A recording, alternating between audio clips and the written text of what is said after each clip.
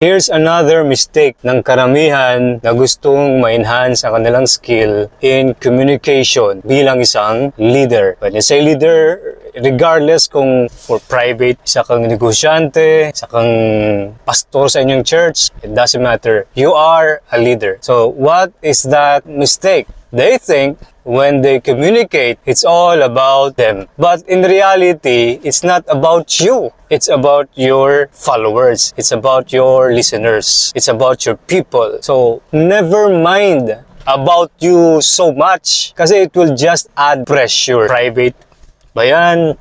Public official ka, na dapat flawless ka magsalita, dapat talaga naka-long sleeve ka, dapat you look awesome, dapat flawless ka, dapat talagang expert ka sa topic mo, dapat talaga na lahat-lahat ng itatanong nila, alam mo ang sagot. Well, sana all. But in reality, hindi naman yan ng nangyayari. Grabe ka kung tanan-tanan na lang nga pamangkot tungutana patubag nimo, right? So, why is this important? When you shift your focus from them, you become a much better communicator kumpara sa mga karamihan mo nakakilala na public speaker, na magaling magsalita sa gitna dahil may notes. Well, no, that's not what communication is as a leader. Kasi pag ang focus mo sa kanila, instantly ma-recognize nila that even if you commit mistakes, even if hindi ka ganun ka-articulate, even if may mga tanong na hindi mo masagot, even if bago ka na speaker, bago ka na leader, but you are doing your best to serve them. That's it. Kasi nga, ikaw, ang focus mo sa kanila. How can you make your time